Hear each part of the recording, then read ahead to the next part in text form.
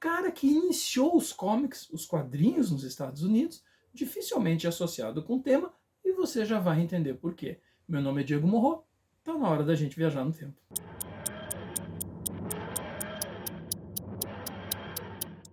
Muriel Goddard nasceu em 7 de outubro de 1865 em Auburn, Maine. Ele veio de uma família bem tradicional, o pai dele foi cônsul, foi juiz estadual, a mãe dele era filha de um governador do Maine, uma família bem tradicional. Ele quer seguir os passos do pai, então ele entra na Baldwin College.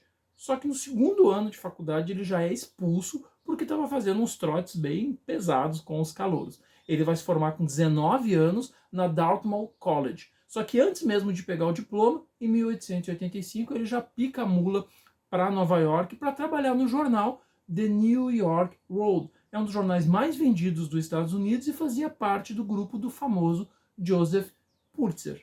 Como todo repórter da época, o Goddard é um freelancer, ou seja, ele só recebe pelo que ele produz, a menos, claro, que seja contratado. Só que ele logo é contratado porque o cara tem um faro e um empenho absurdo para a notícia. Ele faz coisas que a gente narra no livro, ele faz coisas sensacionais. Ele vai aprender latim para entrevistar um representante do Vaticano. Quando morre o presidente dos Estados Unidos, né, o Ulysses Grant, ele aluga uma carruagem para ir no funeral para ver como é que a família vai reagir. Ele usa toda a influência política da família dele no Maine para entrevistar um político do Maine que é possível candidato à presidência. O cara não para, com 21 anos, né, ele já está como um dos editores do jornal, cuidando da parte da cidade. E ele vai crescendo lá dentro do jornal, a ponto do próprio Pulitzer oferecer para ele cuidar da edição de domingo. Imagina, a edição de domingo é o horário nobre de um jornal impresso, né, ainda mais na época. Se hoje é, imagina na época. Então o Pulitzer oferece para ele cuidar da edição de domingo do jornal. Só que ele não quer, ele diz, não, eu quero continuar como repórter e tal, até que o Pulitzer dá carta branca para ele montar a sua equipe. O curioso é que toda essa disposição dele para trabalhar era totalmente contrária à sua personalidade. Ele era o que a gente chama hoje de low profile. Ele não gostava de aparecer. Por isso que a gente não tem registro dele na história da Nona Arte e por isso que a gente não tem nem foto para colocar nesse vídeo aqui. Quando ele faleceu, em julho de 1937, o Abraham Merritt, que foi assistente dele durante mais de 26 anos, fez um texto super bonito, né, um obituário, e foi publicado na famosa revista, né, Editor e Publisher, que é uma grande revista, né, do mercado editorial.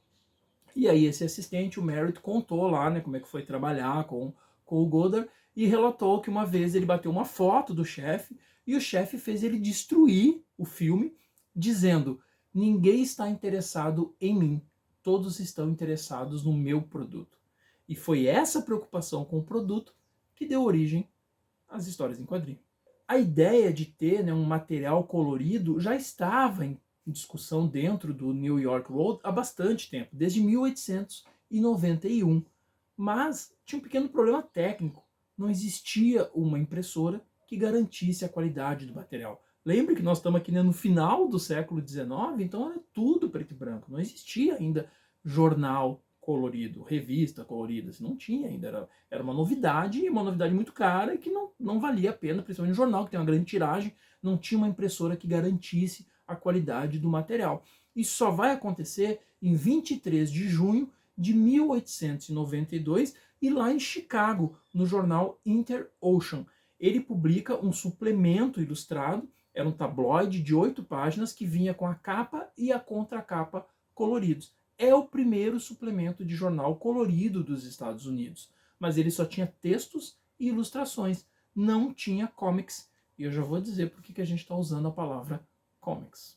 Quando o Pulitzer ficou sabendo dessa impressora lá em Chicago, ele não teve dúvida. Ele falou e comprou uma igual. Nada como ser um magnata poderoso, rico, né? Eu também quero um brinquedo assim, eu vou usar. E por que ela era tão melhor, ela era tão maravilhosa? Porque ela era mais barata, ela conseguia imprimir nos dois lados do papel. Diferente da tecnologia que tinha até então, né, a cromolitografia, que era mais demorada e não imprimia dos dois lados do papel. Os editores do jornal, quando chegou, né, o brinquedo novo, eles até pensaram em usar ele para fazer um segmento especial de moda feminina, só que o Goddard foi contra. Ele falou, não, eu não vou usar essa novidade para focar só numa parcela dos meus leitores, né, no caso das minhas leitoras, se eu posso falar com todo mundo.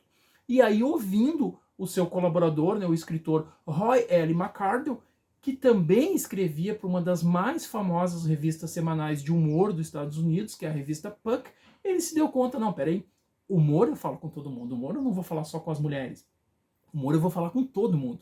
E aí ele enxergou no humor uma ferramenta para ser a cara desse novo suplemento de domingo, né, o Sunday. E, detalhe, hoje o Pulitzer, né, o nome Pulitzer está associado ao famoso prêmio Pulitzer, a ética do jornalismo, né, o Oscar do jornalismo e tal. Só que na época, os jornais dele também faziam parte de um tipo de jornalismo que hoje é muito condenado, que é o sensacionalismo. E esse caderno de domingo, ele vai trazer esse humor com esse tom sensacionalista, que é o tom do humor que tinha nessas revistas semanais. No início, o Goddard ele precisou reimprimir material que já tinha saído nas revistas semanais. Por quê? Porque os principais autores já tinham contrato com essas revistas, então saía lá primeiro. E aí olha que legal como a história acaba se repetindo. Vai acontecer com Goddard a mesma coisa que vai acontecer décadas depois com o Superman, né, no início das histórias em quadrinho, no início das revistas em quadrinho. O Goddard, ele chega pro seu amigo, né, o Roy, que a gente já citou aqui, e fala para ele, cara, pelo amor de Deus, me consegue alguém que seja novo, que esteja começando, que não tenha saído nessas revistas, eu preciso de algo inédito. E aí o Roy recomenda para ele um novo artista que está surgindo, chamado Richard Outcault. E é por isso que durante décadas, o Richard Outcault e o seu Yellow Kid ficarão com o título de pais da história em quadrinho, apesar de não ter sido bem assim, mas isso é papo para outro vídeo. E agora, então, a explicação de por que nos Estados Unidos os quadrinhos são chamados de comics, e por que eu usei a palavra no começo do vídeo. Esse suplemento que o Goddard criou, o Sunday, ele imitava as principais revistas semanais de humor que tinha no país, né? Como a citada Puckett, a revista Judith, a revista Life, a revista True. Então, no começo, esse material dele tinha charges, mas tinha contos, tinha piadas, era todo um material de humor. Por isso que a população, os leitores, começaram a chamar de comic weeklies, né, os semanais cômicos, e logo depois acabou ficando apenas a palavra comics. Ou seja, no começo, comics era o veículo, era como eles chamavam o suplemento de domingo.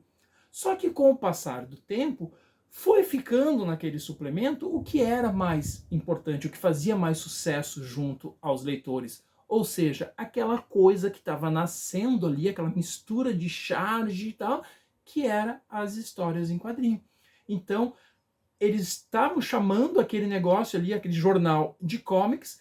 Quando acabou ficando só os quadrinhos, o quadrinho acabou ganhando esse nome comics. É tipo leite condensado, leite moça, né? Leite condensado é o produto, mas as pessoas chamam de leite moça.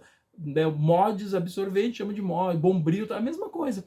No começo, comics era o jornal, era o suplemento que saía toda semana com diversos tipos de humor, que no final acabou virando apenas o quadrinho. Então é por isso que nos Estados Unidos o quadrinho tem o nome de comics, e esse cara, né, o Goddard, é o pai de tudo. Hoje a gente tem as histórias em quadrinho nos Estados Unidos graças a esse cara, que a gente não tem nem foto dele para mostrar aqui. Ó, chegou a nossa tarde, já sabe então, né, é hora da gente voltar para o presente. Se gostou, dá um joinha aí, se inscreve no canal, comenta, compartilhe, diga sobre o que você quer saber, e daqui a pouco eu volto então para mais uma viagem no tempo na nossa maravilhosa Nona Arte. Tchau!